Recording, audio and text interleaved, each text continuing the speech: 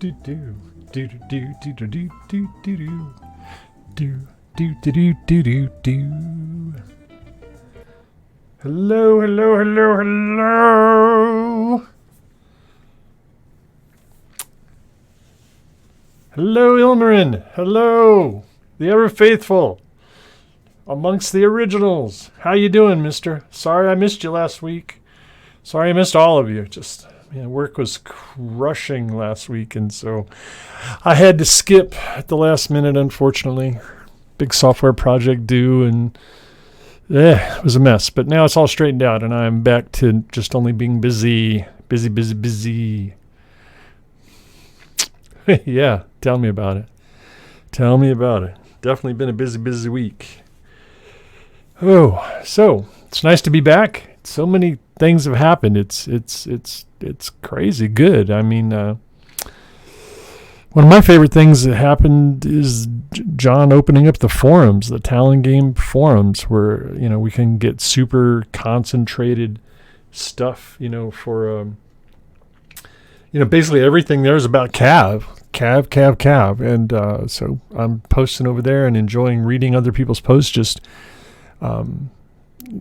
It's just a good collection point. I mean, Discord is great. Facebook's fine. I like the idea of having a place that is, dedicated with all those resources. Where I can go in and click on show me the new stuff, and it'll track stuff, and I can filter stuff and have it highlight and notify. And I don't know. It's just an interface I'm a little more familiar with. So I've really been enjoying my time over there. I hope you've all been out hobbying and having a good time with your Cav stuff, where things are starting to open back up. Camping.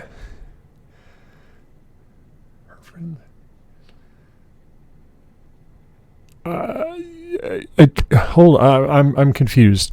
There was a DJ, like disc jockey, a person who plays entertaining music during the camping trip. Is that what you're telling me?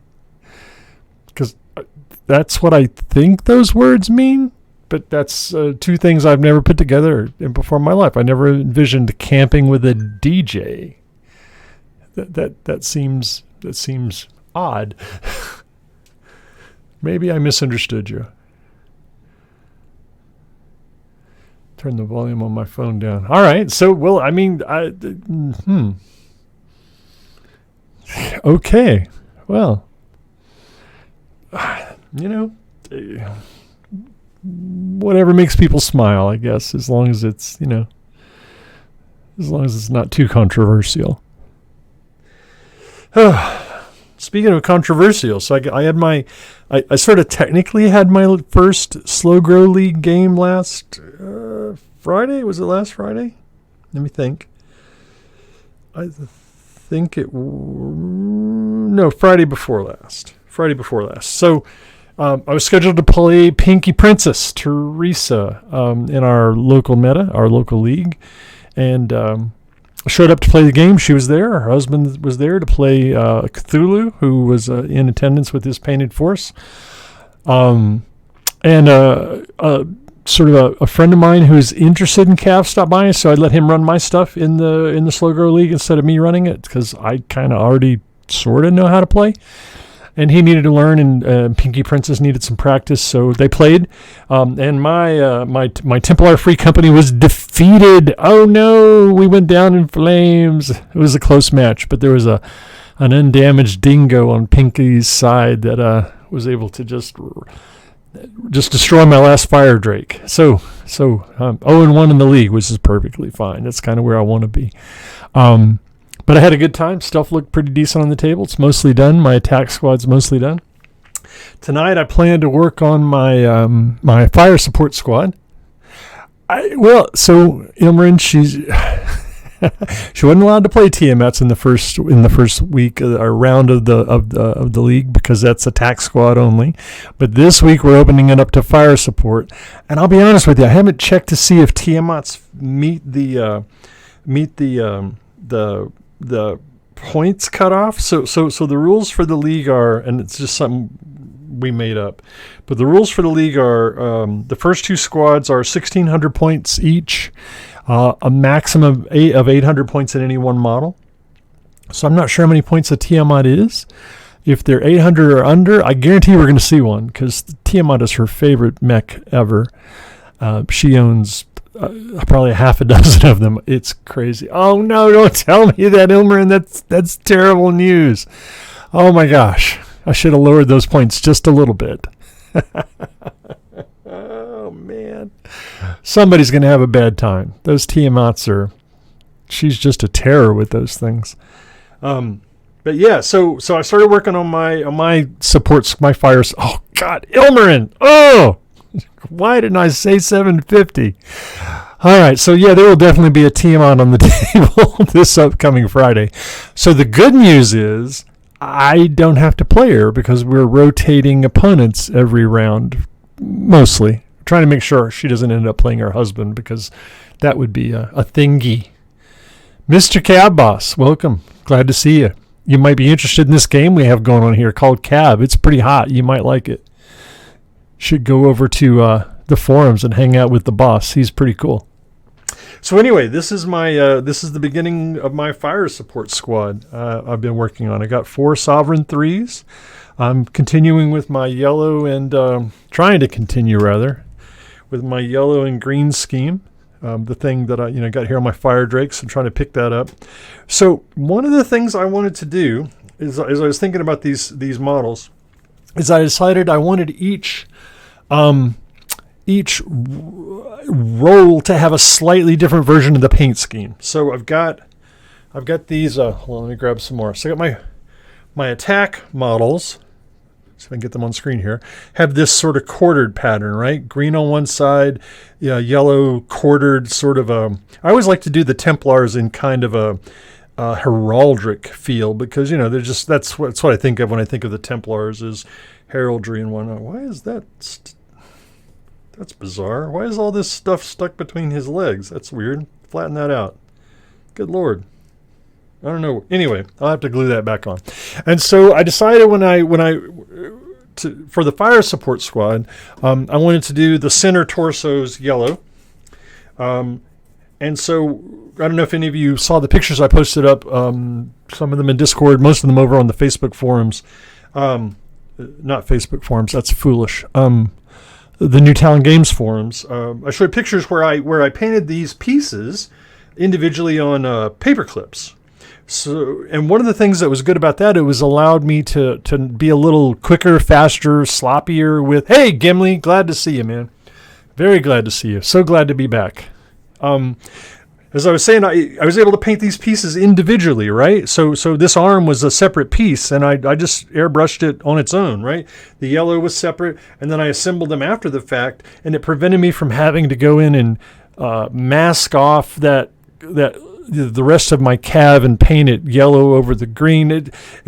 It seems to have worked out okay. I'm very pleased. It went pretty quick. I posted a couple of work in process pictures over on the forums over the weekend, and I was surprised how quickly I was able to get to this stage. And so now tonight, what I'm going to do is I'm going to do some of the detail. I'm going to work on the edge highlighting a little bit. I obviously got missiles to pick out, or rockets, missiles. I got the cockpit to do. I'm probably going to do a little wash on this yellow. It's a little stronger than the other yellow, or maybe just because there's so much of it in one spot, it seems a little more intense. I got the bases. The start of the base is done here. I need to come in and flock them and whatnot, but that won't take too long. That'll be something I do near the end. But I said all that to say I'm here looking for the brain trust to lend me some of their wisdom, because after this round, so after I get these guys finished, by the way, my game is this Friday, so this is definitely full court press this week to try and get these guys. Yeah, Gimli. This is my fire support squad for the Slow Grow League, 100%. 1,600 points. No more than 800 points in any one model. And this is just stuff I made up. There's nothing official here. Just something to keep the points kind of and the model counts kind of simple, so we can learn the game as we play. I got to come up with another version of this, right? So I've got the attack guys with a quartered scheme. I've got the fire support guys with the central torso kind of a yellow scheme. But now for my next round, I got these guys, right? So this is my recon squad. I've got 3 sabers and a Spartan as my recon squad. We're not allowed as many points. That's exactly what this is, Gimli. This is 1,600 points of sovereigns. So hopefully it will be pretty cool down. Yeah, Chandler, and that's what I'm hoping you guys will give me some advice about what to do. So when you say stripe, I think you're this guy's going to fall apart because he's just stuck together. You're talking something, like a racing stripe, right? Is that kind of what you had in mind? Something maybe as thick as my pinky nail, or the width of that the ferrule on that brush. Is that kind of what you have in mind? Because it's got to look good on the tank too, right? So I want all the recon models to have the same basic scheme, and so I'm just not quite sure what to do here. I have to be careful with the Spartan that putting a yellow stripe down the center doesn't just make him look like a fire support guy, right? Black edges. Black, that's it. That sounds pretty good, Chandler. Actually, I like the idea of that. That sounds pretty solid. So how would that fit on here? Are you talking about like a stripe down the length of it, or are you talking about something at an angle? What do you have in mind? Yeah, Gimli, see, you and I are thinking orange edges. Ooh, Colonel Kane. You been drinking? That's crazy talk, man. No, it's not crazy talk at all. I'm just kidding. Hands, feet, wheels, and turrets. The room, would that be green or yellow? Straight down the middle. Okay. So let me take here. I'm going to pull this turret off and see what that looks like here. All right. So we're talking. Let me grab a tool here. So like this wide, or is that kind of the dimension you're thinking of, Chandler? Chandler doesn't know what he's talking about. Oh my God, this is going to be a brawl. So I'm going to bring up some words that probably shouldn't be mentioned on this channel, but you guys, I'm sure you guys have all seen the Steiner paint job. I think it's Steiner, right? The blue guys with kind of the slightly offset red and white stripe, I think it is. Do you think the offset, that's really what I'm talking about, would offsetting it be better? Or do you think just straight down the center so that you get green, yellow, green? Chandler, oh my gosh. Colonel Kane is punching. He's throwing haymakers today. Good Lord, calm down. Offset, okay. I like the sound of that. So in the case of this saber then, saber. Good Lord, there's so many tank names, I got to think about it. All right, so would you put it opposite the gun, or would you go underneath the gun? See, this is why I love this channel. I don't have to come up with paint schemes anymore. I just come in here and you guys are full of use. Couldn't paint his way. All right, this is going south already. I can see it. Cab boss, I know you were in here a minute ago. You're a troublemaker. You just bring trouble. Off to the right. Okay, so unfortunately, right could be different sides depending on which way I point this guy. So are we talking about under the gun or opposite the gun?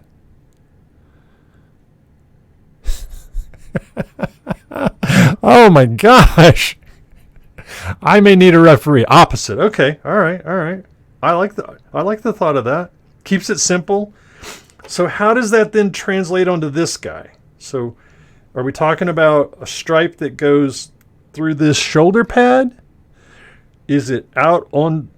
This is not really a shoulder pad. This space beside the cockpit, or is it down this? Is it straight up the leg? How does it work here?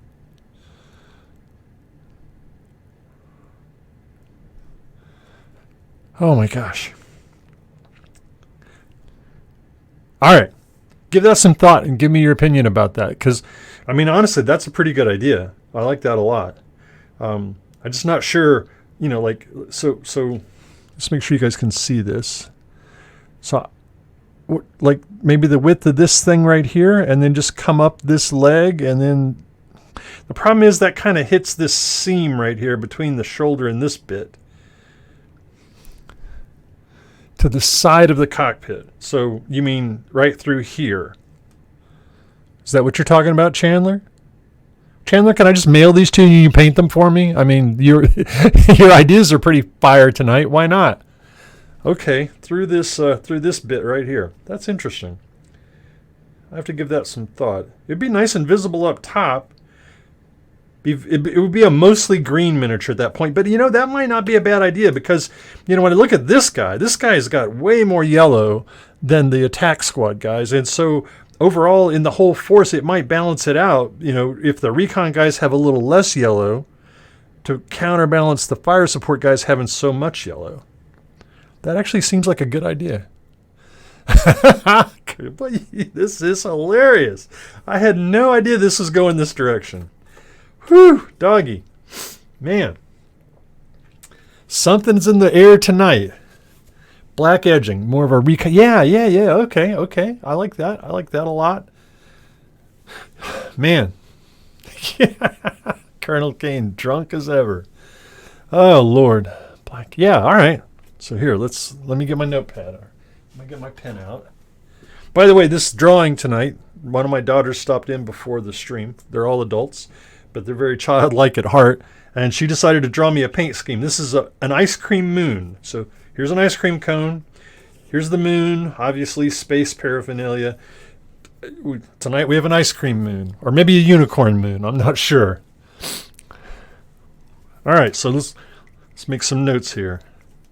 Where can we write this down? We're going to go with, we're going to have a yellow stripe, black edging, and then we're going to go off center of the cockpit. Off center from the cockpit. All right. Got that sorted. See you guys next week. Ha ha. Oh. So that's one thing I like to paint like the whole unit to a very unified scheme.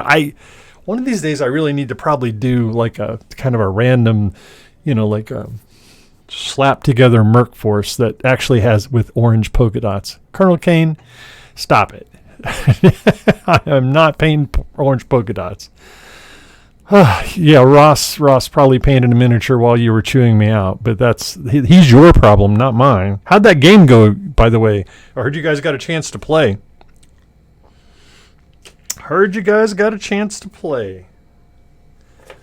Put these guys up so they're out of the way. Oop. And smash the camera. Smash the camera. There we go. Is that better? All right. Still see this guy? Still working? Yep. All right. So let's talk a little bit about some edge highlighting here. Again, this is not really a painting show, but I'm going to show you one little thing that I like to do. Yeah, seriously. Punch the camera. So this is the green that I've been using. This is a golden sap green hue. It's very powerful, very dark green. And so I lighten it up in the airbrush to create the highlights with this golden Titan buff. All right. Kind of a off-white, kind of a creamy color. It gives me a highlight without going pastel too bad. Yeah, it's kind of what I gathered the little bit that I heard from Ross is that you guys just aircraft them. Yeah, who would have ever guessed? But so here's the deal. So these are both fairly thin. These are basically airbrush paints by Golden, and so they're not very thick at all. And my preference is when I do edge highlighting is to have paint that's actually a little bit thick, because when it's liquidy and I come along and it's on the edge of my brush, right? And let's get this over here where you might actually be able to see it. And I'm trying to create this line right here along the edge of this raised piece here. Let's grab one that's actually painted. It's like, see if you can see these little bits of edge highlighting that I did, like right here. This little edge highlight right here. All right. I don't want that to be very liquidy paint because it'll flow, right? And when I touch this, it'll make like a much broader line than I really want. And so I actually I purposefully use kind of thick paint. And so to that end, what I'm using to make my edge highlights, instead of using this buff color, I'm mixing these two. This is a Privateer Press color Minoth White Highlight, which is a wonderful color. Privateer Press makes really good paints. It's been a while since I've done anything with any of their games, but their paints are still fantastic. And so the thing is, this is a much thicker paint. So when I mix them together, I get better control when I want to try and do the edge highlighting. And I mean, it's not perfect by any stretch of the imagination, but it just works better for me. So that's what I'm going to try and do tonight, is I'm trying to do a little bit of this while I listen to Colonel Kane and Chandler throw verbal haymakers at each other. I've never had a show like this. This is crazy. You guys are just, wow.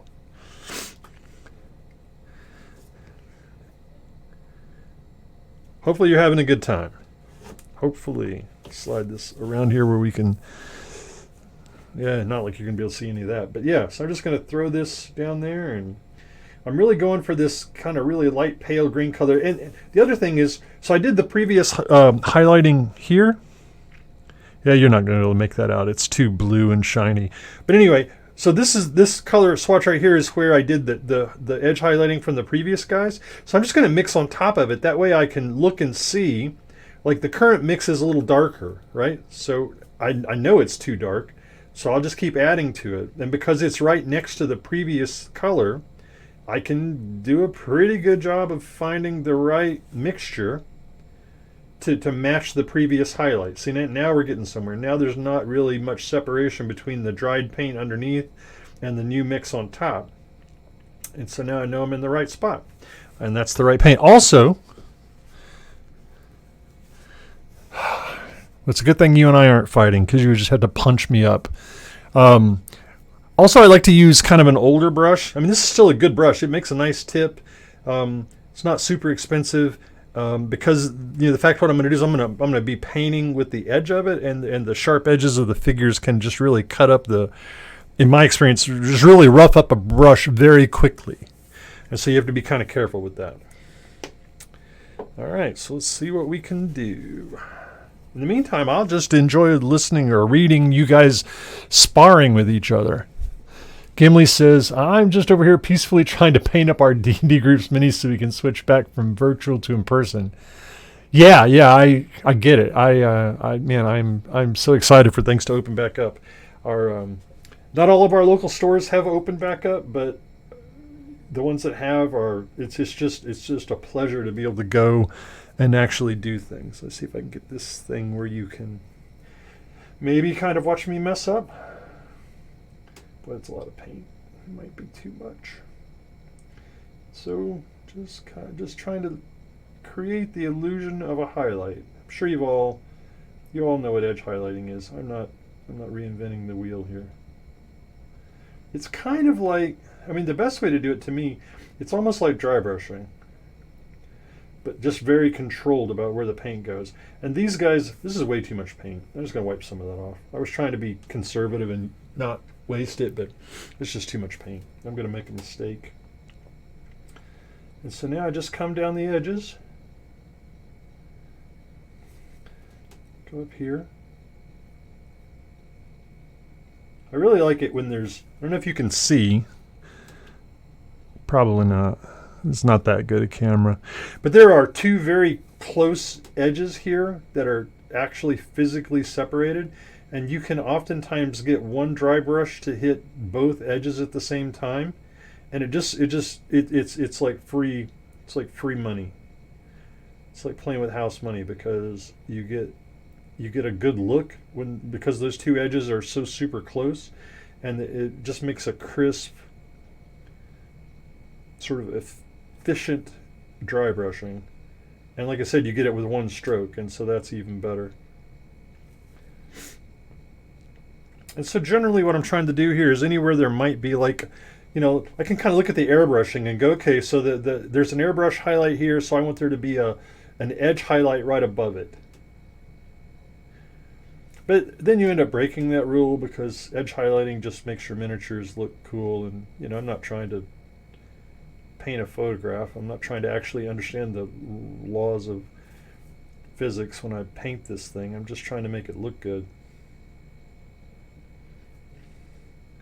And like I said, I just kind of, everywhere I find a sharp edge, I try and give it a little touch, a little kiss of a highlight. And then you rinse and repeat while you listen to a good audiobook or Critical Role. I've been listening to a lot of Critical Role recently. They started that new. So panel lining is a good thing. I might do some of that. I have purposefully kind of not washed these guys, and panel lining and washing are they're not the same, but they're kind of in the same ballpark. Again, like I said, I've only got so much time to work on these guys. We're supposed to paint up a new squad, not every week, of course. That would be insane. At least insane for me. Maybe not for Ross, but for me it would be insane.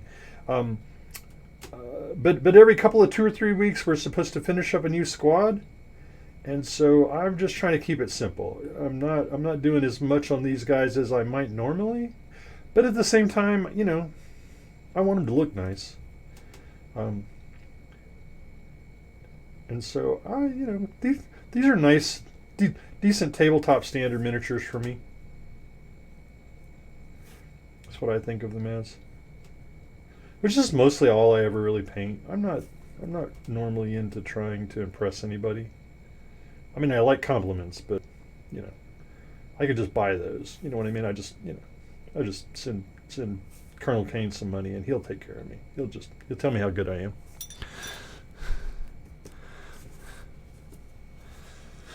Oh, lordy, lordy, lordy.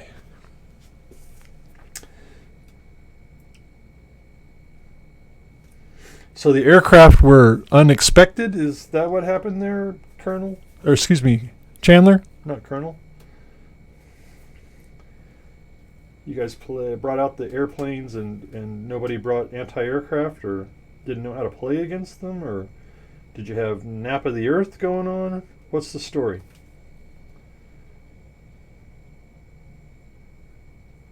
And I ask because as part of the league, the last week or the last round, I should say, I'm not going to bother with these guys because I think I'm going to paint these missiles up very colorfully, so that I have a little contrast, a little more contrast in the model. So I'm not going to bother giving them an edge highlight because I'll just paint over it.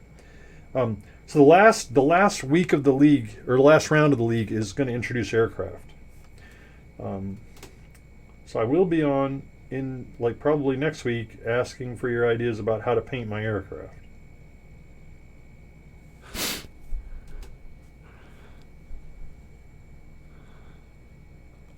Well, that seems kind of it seems a little bit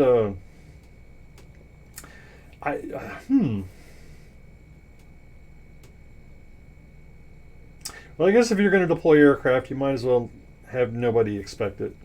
Although in the past, I warned people there were aircraft coming. I did. Made a whole podcast about it. Speaking of which, I need to hook up with John and figure out how to get him those files from the old Big Stumpy podcast, and just in case anybody ever wanted to listen to them again, he could host them somewhere, and you could potentially find them if you were into that sort of thing.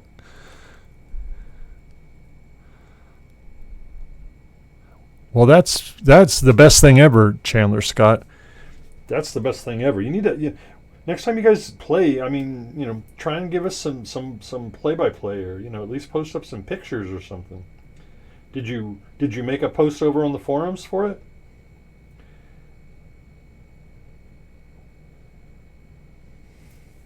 Seems like the sort of thing people would be interested in.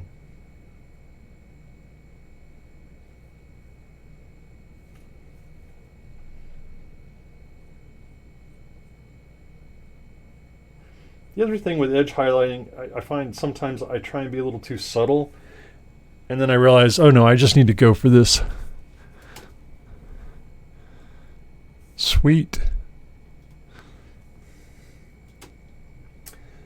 Yeah, I definitely look forward to seeing the pictures. It's super exciting to hear you got so many people interested in the game. We've played one round of the Slow Grower League, which boiled down to 3 games for the. Oh, see, that's too much. So you just kind of wipe that off with your finger. It's a little spit and it will disappear. And then you come over here and you try something different. Dry a little bit of the paint. That's what happens when the paint's a little too liquidy. It'll paint on a stripe instead of the edgy highlight kind of thing that you want. Yep. I don't know why this paint is so liquidy today. Let me grab a brush over here.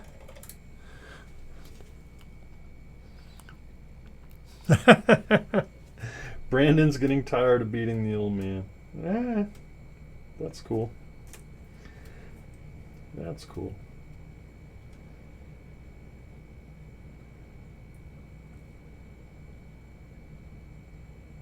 Sounds like fun, actually. Gosh. I need to play more. But I find I'm always painting. It's almost like I never play with the same force twice. It's like, oh, look, we're going to play. I'm going to paint up a brand new force. Idiot.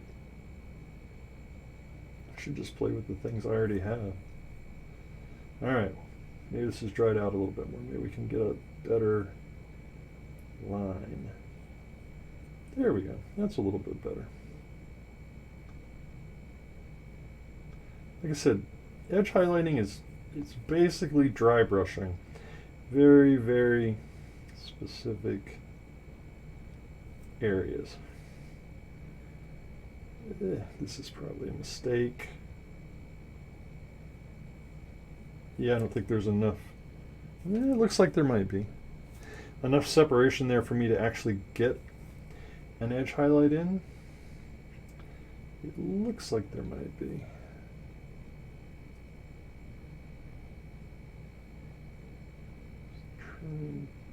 Just pick up that faint change in the plastic where the sculptor decided to put a shift in height. There we go.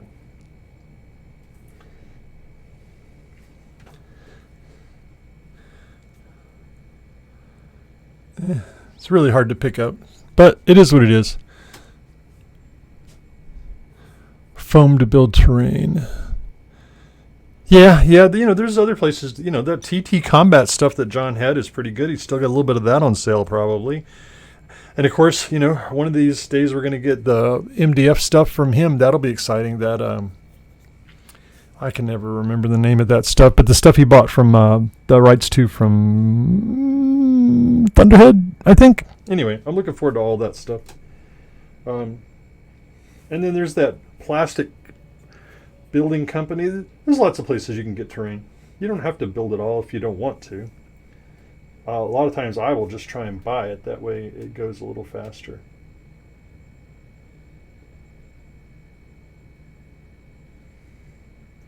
You just have to give some of your CAV budget up for terrain occasionally.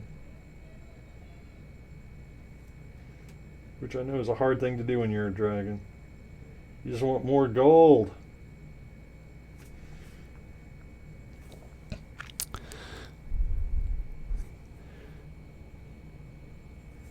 Just want more gold. Oh, I forgot to turn on the background music. I'm terrible. It's like I haven't done this in a week or so.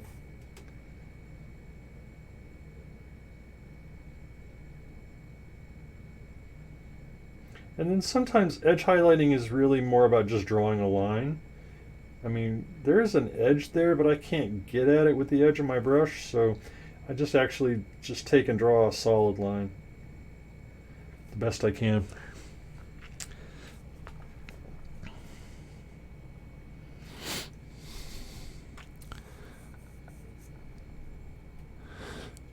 Metal badgers and a czar. All right. Badgers.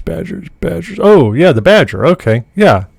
I got one. I traded you something from one of those last time we were together. I got a badger, and I've got a couple of czars. Man, I love the czar. The old whatever it was. I never played the game back when that was an actual model. But yeah, I hunted high and low to find some of those things.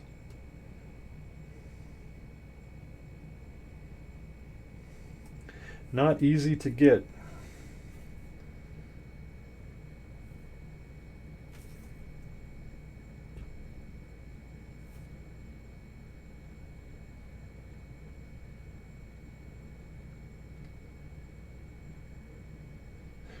Now, the people that are really good at this sort of thing will vary certainly the intensity of their highlights, so that here where this darker green is, the edge highlight's really low, and then it gets brighter up where the highlights are, and even the colors sometimes. But those people are, ugh.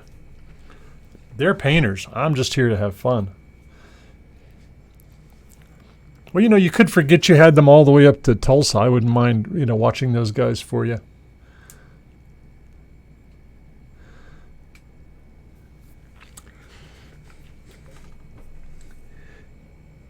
Yeah, so, back to talking about those aircraft that you guys were running. It's one of those things where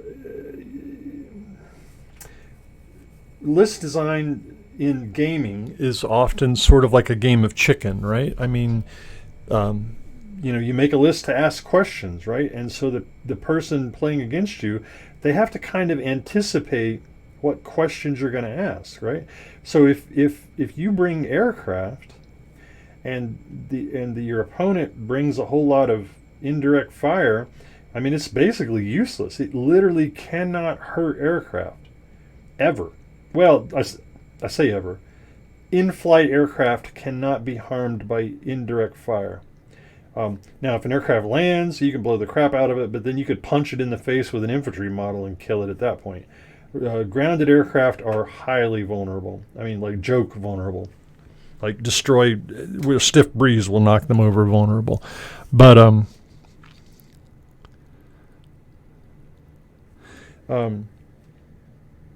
yeah, so it's just one of those things, right?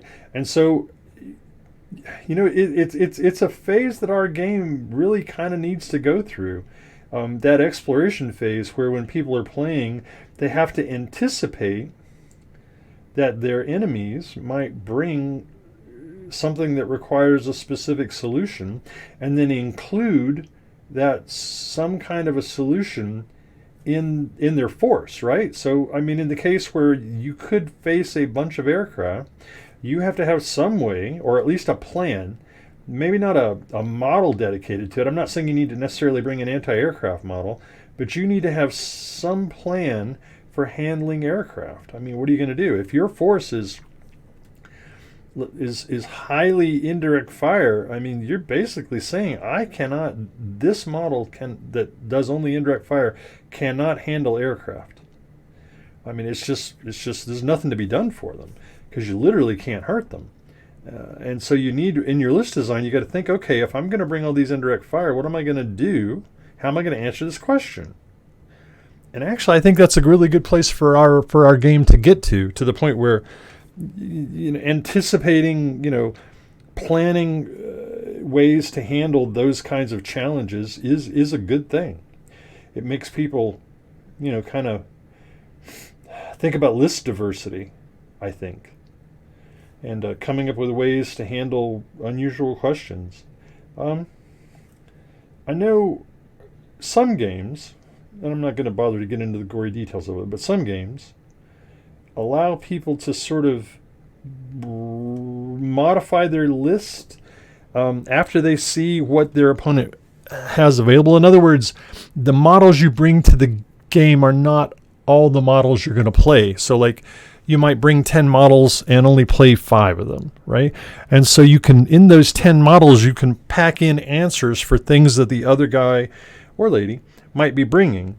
And I find those kind of games pretty interesting because, I mean, it still has the elements of I've got to have answers to these questions, but it allows you to kind of customize your list. So you won't necessarily lose the game during list design.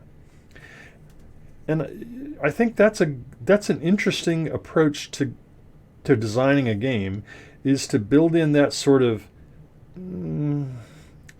list design mechanic that allows you to modify things before they hit the table. And I wonder if there's ever going to be an opportunity for us to do something like that. I think it makes for very interesting counterplay. Merdude, thank you for subbing. Glad to see you. Welcome in. You missed the early card where Chandler and Colonel Kane were verbally sparring with each other. Now we're just kind of chit chatting about list design and some games that Chandler played, I guess, over the weekend, where there were a lot of aircraft involved. So I was bringing up the idea of, how do you manage, that as a list designer? If you're trying to play competitively, how do you prepare for those kind of unexpected lists? Like, how much effort do you put into those? Do you bring models that can handle that? Do you try and have a strategy that allows you to counter, like, the deployment of a ton of aircraft in this case? Or what do you guys think about that? I mean, is that an element of the game that you're interested in, or is that not really why you're here? Do you like to play prearranged battles so you know that the matchups are somewhat balanced? What's your thoughts?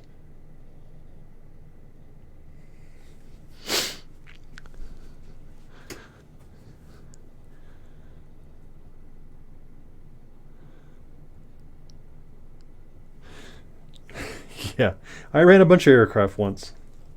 It was in a tournament. And like I said, it kind of leads to this question. I mean, how do we want Cav to deal with that? I mean, do you just roll the dice and, if the guy shows up with a bunch of, like John's always talking about, he shows up with a ton of infantry and you're not prepared to deal with infantry, is that okay? And, are you happy with that as a player?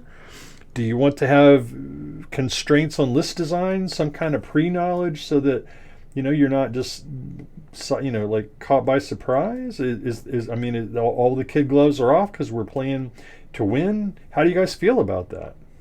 What are your thoughts?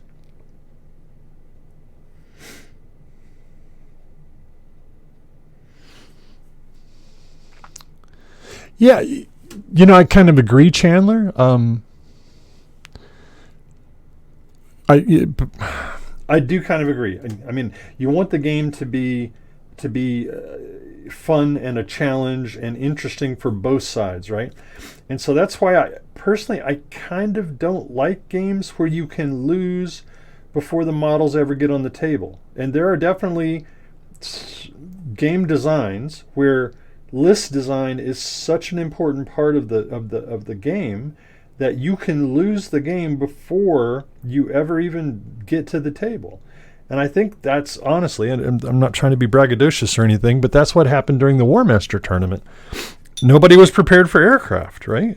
At least not in that kind of volume. And so, I mean, honestly, I won that tournament during list design. So Ilmarin says, I think some pre-agreed guidelines help. No infantry, max 18 models, minimum 2 squads, for instance. Yeah. I think it should also be mentioned during the time when you say 3K force vehicles, cab, planes included. Yeah. So I mean, obviously, if two people are just showing up to have a good time, I think that's a completely different situation. So Chandler, or Ilmarin, say, for instance. So Ilmarin, if you and I were to put together like a battle, right? It's like, hey, let's get together Saturday. We're going to play a game. I mean, I don't want to tell you my force. I don't want to know exactly what your force is, but I want to have a sense that, because you and I are getting together, I'm going to use some words. I hope they don't offend anybody because they can be overused, but there's kind of a social contract there, right? I mean, so Ilmarin, you and I have agreed to get together and hang out and have a good time. Is kind of what we've done, right? We're not at a tournament. There's nothing on the line. We're just playing a game, right? And so I think it's important at that point in time for the two of us to bring like and similar forces, right? I mean, you don't need to tell me what's in your army, but I'm not expecting you to bring some maxed out tournament list with a surprise twist at the end, right? That being said, I mean, if we are showing up to play in a tournament, I kind of, and I don't do this very often. I mean, I play in tournaments, cab tournaments, because it's kind of the only real opportunity for organized play that I've had in the past. There wasn't a lot of cav players in Tulsa before I got started. There's not a lot now, but there's a few more. And so I think if we Well, so Ilmarin, in the context of a playing for fun game, no, I encourage you to bring cheetahs. But that's just me, right? Because fighting against the cheetah is fun. I mean, that's what aircraft and cheetahs are meant to do. They're like natural opponents. In the context of a tournament, I mean, I'm okay with whatever you bring. Again, how can I put this? How can I put this? I mean, ultimately the goal is to have a good time, right? So if we haven't pre-constructed a scenario or kind of determined, hey, let's play these two mercenary companies who are both down on their luck and, whatever, then, I'm okay with most of whatever you bring, but I may not be the average player. I don't really care about winning or losing for the most part, except for that one tournament. But you're right. When you come to a tournament, I mean, it's kind of the time to bring your big boy pants, right? It's sort of like you said, I'm coming to play. I may not do very well, but I'm just here to fight whatever you bring to the table. And as long as it's legal, then it's my job to be prepared for it. And that's kind of what I was talking about earlier, right? So you get these games where you can where your lists are locked in ahead of time and there's no opportunity for you to like accommodate what you get surprised by. Yeah, Ilmarin, I agree with you completely. I mean, the cheese show is a good, fun way to talk about it. I'm okay with that. I guess, bump the light. I guess what I'm trying to say is there are miniature games where you're committed to your list before you ever get to the table. There's no flexibility. I mean, you picked your 12 models, you spent your points, you bought your upgrades, you're locked in. And if you didn't account for aircraft, let's say, as the example of the night, then you're just going to lose. I mean, you just didn't bring the right solution to this puzzle. Or maybe you might be able to, with really superior play, you might be able to pull out like a draw or maybe even a minor win. But it's going to be a rough night for you. Chandler, that's a decent way to play. But the problem with that is, it cuts off. There's a lot more to Cav than just tournament play. There's all those juicy things in the back of the book I want to play with. Yeah, Ross is a very he's a very thoughtful player, and he's always thinking. He's always, every time I've ever played him, he's been so far ahead of me, it's ridiculous. But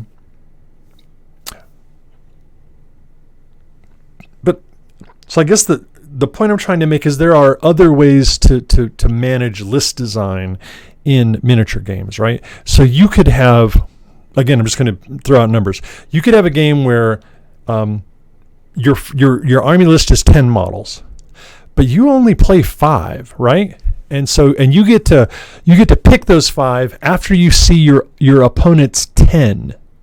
Not his 5 or her 5, but his 10, right? So you can look at his list and go, oh, that's a lot of airplanes. Holy crack-a-mole. I'm going to bring in the little bit of anti-aircraft I've got, and I'm going to push out these indirect fire models. And you could tweak your force a little bit. You still don't know what he's going to play. Maybe he doesn't bring an aircraft 1. But it sort, to me, that kind of deepens the game, right? It makes the list design game a little more interesting, and I think it helps you not be caught with your pants down. Like I said, if if I show up and my list is mostly aircraft, you can at least try. I mean, if you put together the right set of models, you can try and shift to handle those aircraft.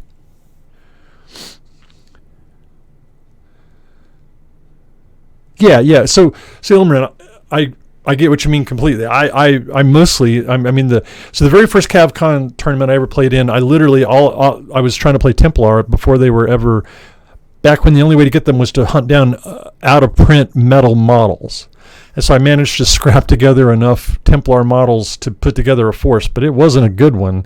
It got its butt handed to it really hardcore in the very first game against Mr. Ross Hines. I mean, I got destroyed. It was like, if it was a baseball game, it would have been 29-1. It was terrible. And so there's nothing wrong with that just have fun in a tournament mindset. I'm 100% happy with that. But at the same time, if I go to a tournament and you bring the cheese list, I'm good with that too. So Ilmarin, here, that is a perfectly fine tournament list. Here's where, and I think Cav actually does a pretty good job of this. If you've not had a chance to play in a Cav tournament with the first strike, I think is what it's called, rules, then there are elements to a Cav tournament that list is really going to struggle with, right? You can win a Cav tournament without destroying the other guys' models, all right? There are a number of ways to score, at least in the tournaments that I played in, there are a number of ways to score objective points, victory points, that don't necessarily involve destroying the enemy models. And so those Kodiaks and that Ursa Minor are going to have a heck of a time getting down to my end of the board to score points, because there are a lot of them for like getting in the enemy deployment zone and just all kinds of things that require maneuver, right? And not that list wouldn't be fun. In fact, for the very first tournament that I went to, a friend of mine and I helped a local friend helped me practice, and he fell into the idea of playing this 3 or 4 Emperor list, and it was a lot of fun, and it was a holy terror. I didn't know what to do with it. It was murdersome. But then we weren't really playing the objectives. We were coming from games where killing the other guy was probably the way to win a tournament or a game, and so I wasn't playing properly. But he played a list very similar to that, and it was highly effective. And honestly, I think if you get a chance to ask Ross Hines, because my friend and I were posting in Facebook about our practice games and how we were getting excited for ReaperCon and the CavCon tournament, and I think that led he and Todd to brainstorm a way to kill that 4 Emperor list. And even though that's not what I brought, and my friend didn't end up being able to attend, I think part of their heavy guided missile spam list that those two put together, 2 different versions of it, I think it came out of them watching us post about our practice rounds, which says a little bit about Mr. Hines, but it's okay. I'm allowed to poke fun at him. He and I we have a pretty good relationship. I'm allowed to pick on him. So there's a lot of stuff going on there, but there ain't much edge highlighting going on. I've stopped to just talk. So back to the edge highlighting here. In the last few minutes of the show, God, I got so much work to do. I'm definitely going to be up here painting tomorrow and Wednesday and Thursday, and I think I'm off Friday. Yeah, I'm pretty sure I'm off Friday, so I will be up here doing some painting then too, almost certainly. All right, let's get this leg finished here. At least I can say I did one thing tonight.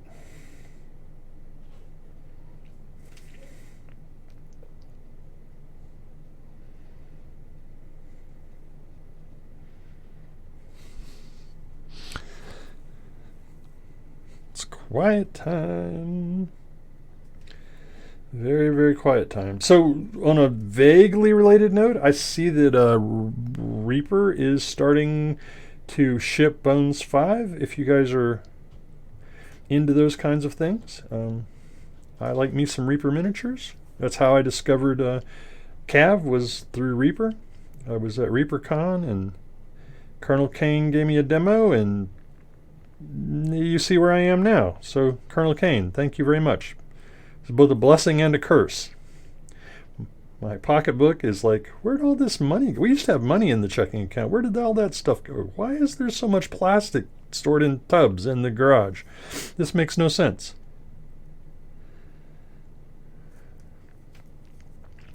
Switch over and do a little bit of this leg here. Oh, stay underneath the camera. I hear that's a thing.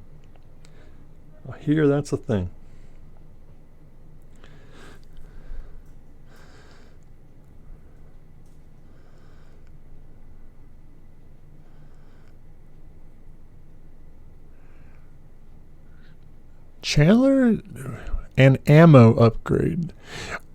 So you're saying you're firing alternative ammo. Is that what you mean? See, Chandler is a veteran. He's probably played more of... He's probably played more of this game than I have, almost certainly. Almost certainly. 99% sure of that. And especially with all the upgradey stuff. That's what I want to get to. And that's kind of the purpose of the Slow Grow League, is I'm trying to get the local players to the point where they know how to play.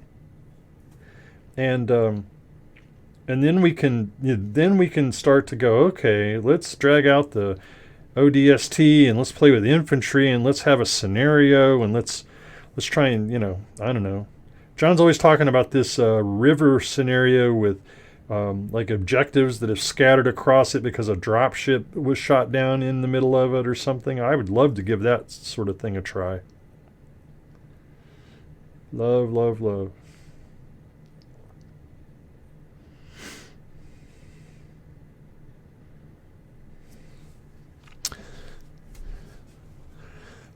Yeah, Chandler.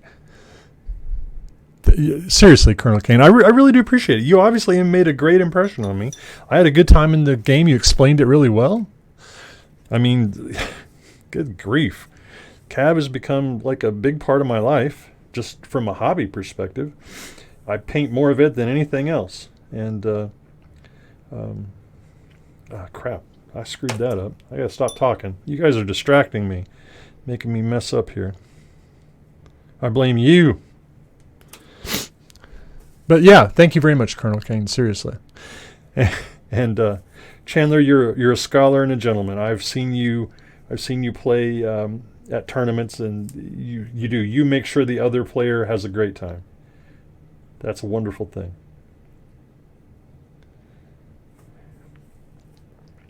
A very wonderful thing.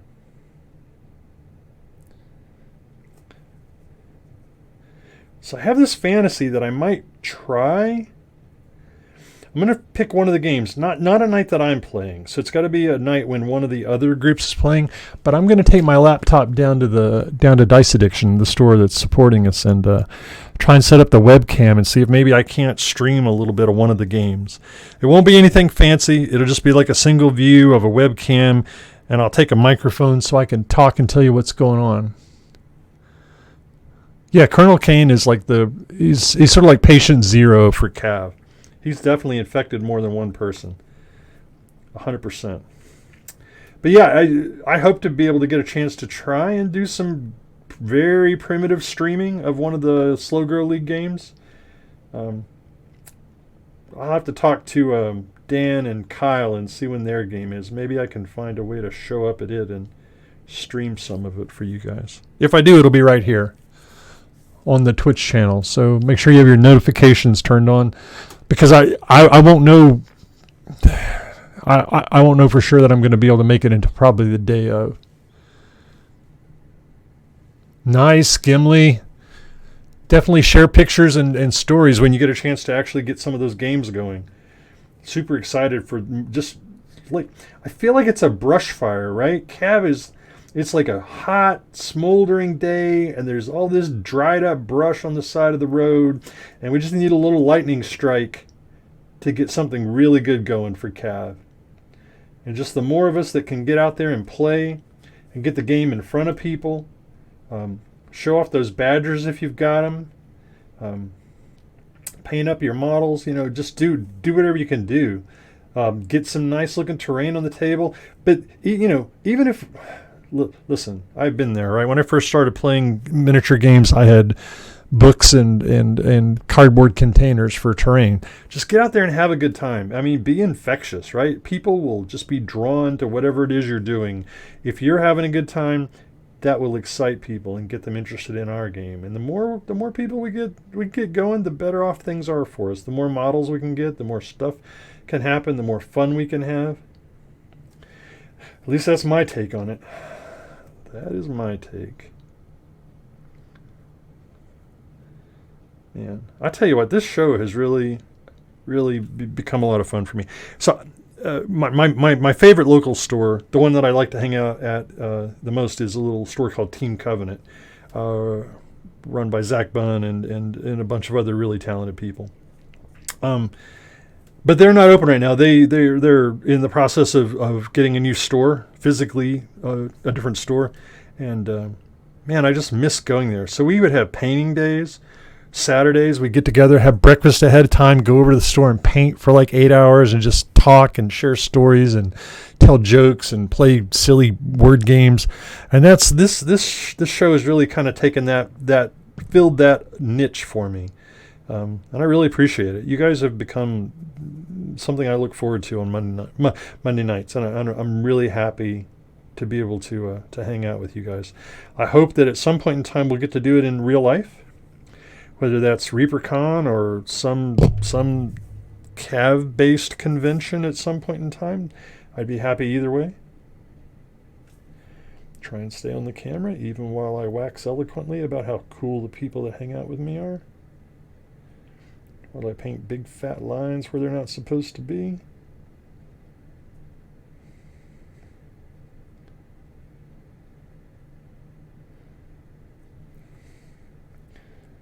Try and get one right there.